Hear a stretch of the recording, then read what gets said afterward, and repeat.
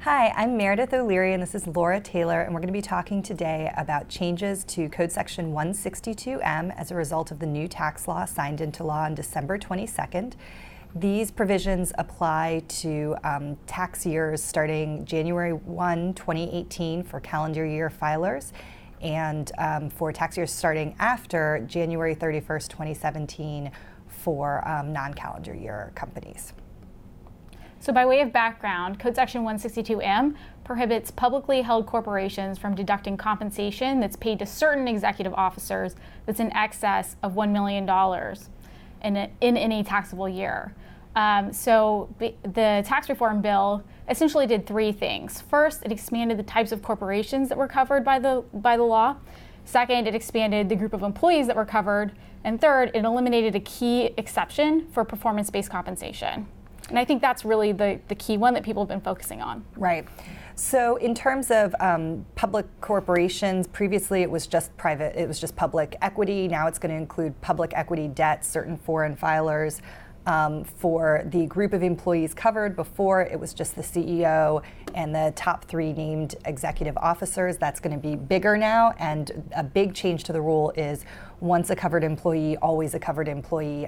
So even if somebody is not a covered employee in a year, they are going to stay on the, being covered by 162M until they die, and even after termination. So that they're going to have a lot longer of a group, a lot longer and a lot larger of a group of people who are covered.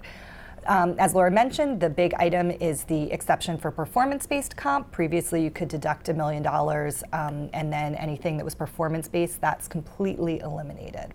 So there is a transition rule, though. So we're not completely, in the new regime yet. But any changes that were to 162M don't apply to compensation that was payable pursuant to a written binding contract that was in effect on November 2nd, 2017, that hasn't been materially modified after that date.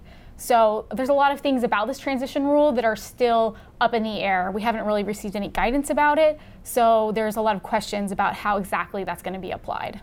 And I think everybody's been hoping there would be some guidance, and nothing has really come out, and nothing really appears to be coming out. Nobody has really indicated to expect anything in this area. So there's a couple of really big impacts of 162M. The first thing is obviously that there's a lot more flexibility in being able to design these programs, especially ones that are not performance-based, with all the restrictions that requires. There's good and bad in that, right? I mean, there's flexibility, but there's also the ability for executives to come in and demand more. Right, and another thing that we think that we're going to see is companies are going to change the structure and pay things out over a longer period of time instead of fitting it in under 1 year. As people model these and change the programs, there will be changes to proxy disclosures and changes to, various structures to executives, which, really is a huge deal. And obviously, this is seems pretty clear from all of this, but there's going to be more deductions that are disallowed. So employers aren't going to be able to take that deduction. So as you can see, there's a couple of unsettled issues here. They're fairly big. This is a fairly important area, and we're waiting to see what will happen. Thank you for viewing this video on Section 162M. For more information on Section 162M and for other bottom line videos, please access eversheds-sutherland.com.